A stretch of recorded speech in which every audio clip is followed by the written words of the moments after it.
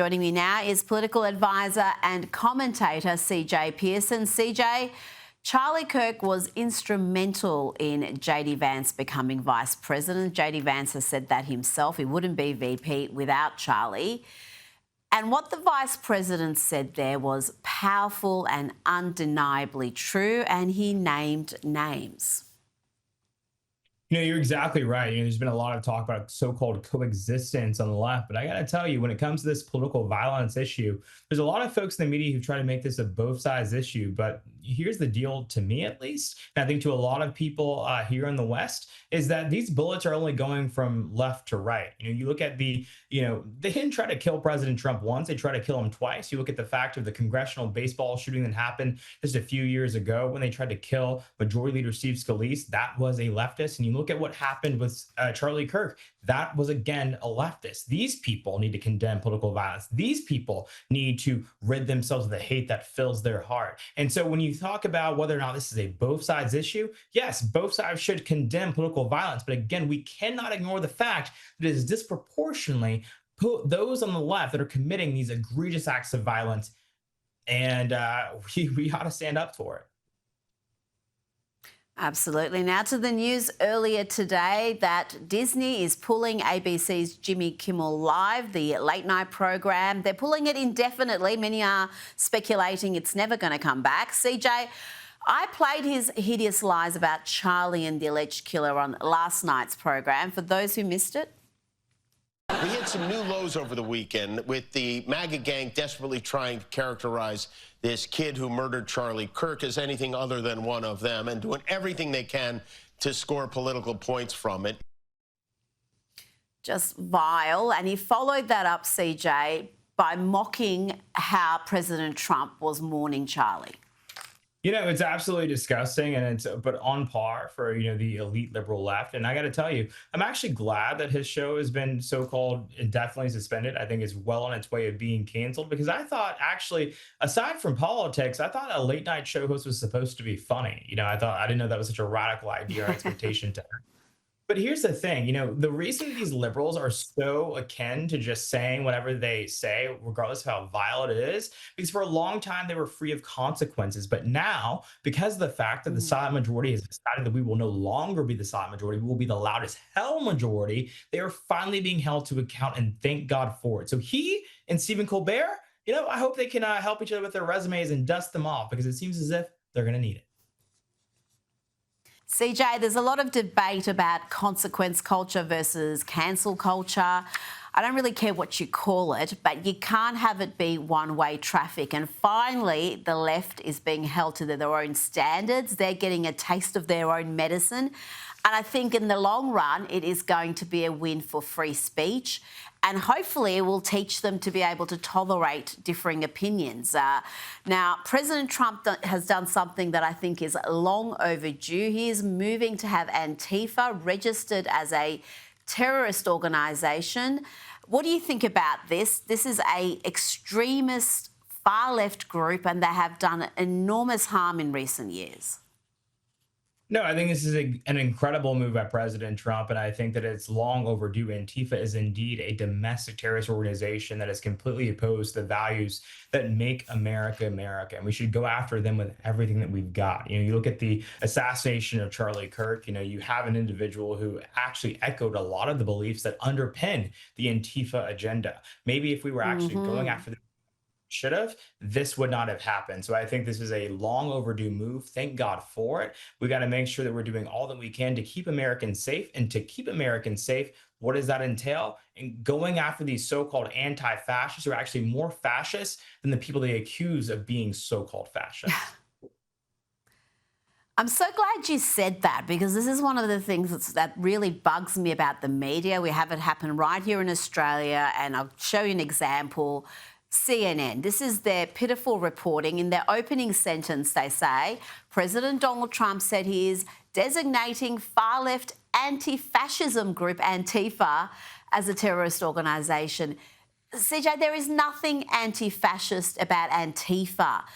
Just because they call themselves that to try to excuse their behaviour doesn't mean it's accurate. It's like claiming North Korea is democratic because they call themselves the Democratic People's Republic of Korea, or that white supremacists are superior because that's what they call themselves. This dishonesty in how Antifa is represented in the media has to stop.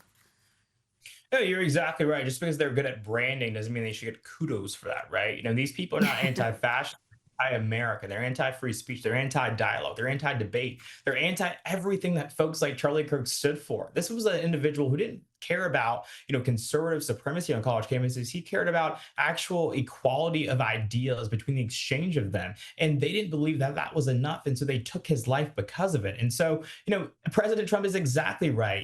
AG Pambani is exactly right to go after these people to ensure they do not have the ability to commit the acts of violence that they have a long track record of doing right here in America. And again, we should encourage that. We should continue to protect that, because these people, they hate this country. And if they had their way, there would be no other half of this nation with the ability to say that they love their God, they love their country, and they love the idea of a nuclear family. They would absolutely eliminate every right to say those things.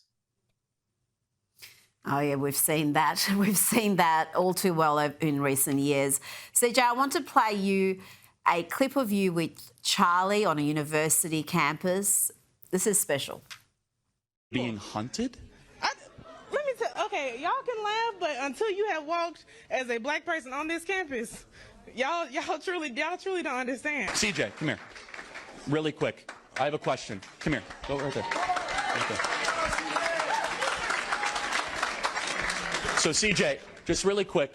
You're a black person. Are you hunted at the university? I don't feel hunted at this university, but I guess the difference between me and some people here is that I don't choose to be a victim, Charlie, which I think is the biggest problem we have here today, are people who wake up every single day looking for a reason to be oppressed. Tell me about that, CJ, and tell me about what Charlie was like as a man, as a friend. Rita, that clip actually makes me a little bit emotional because, when I was just 12 years old, he was one of the first people to reach out to me in the national conservative movement. I was a young kid who made a viral YouTube video, and he DM'd me on Twitter and said, "Hey, CJ, loved your work, love your content. If I can ever be helpful to you, let me know how." And as someone who grew up in a Democrat household with parents who weren't the fondest of my political beliefs, to have someone that validated the mission that I was on meant a great deal to me. And at that moment, the University of Alabama, which I'm actually here now on campus at Alabama because I came back to host a memorial rally for Charlie. It's a full circle moment. This is an individual who stood for the ideas of free speech, who stood for the ideas of loving your God, loving your country, all things that make America America. And he went in the belly of the beast every single day, knowing the risk that came with that. But he did it because he believed that America was a country with power. And it's a huge legacy to live up to. But I know that he would want us to carry on the torch. He would want us to continue to fight the good fight.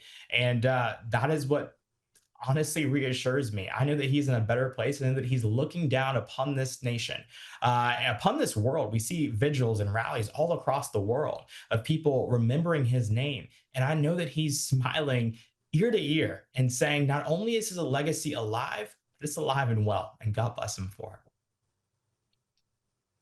And his legacy is going to be, I think, stronger than anyone can fathom. That there are 54,000 new applications for Turning Point chapters since Charlie's assassination, CJ. I mean, there are only around 2,000 chapters in place currently. I say only, that's plenty. But tell me about the reaction from young people. We've seen the ugliness, we've talked about that, the celebrations, but there are also plenty of young people who have had their eyes opened by this entire week. Hey, you're exactly right. And I'll talk about it on a micro scale. Again, I just wrapped up an event here at the University of Alabama here in the States. And I was talking to the Turning Point USA president, and they said that their group chat for their chapter went from 200 people to 1,000 people in the aftermath of the terrible assassination of Charlie.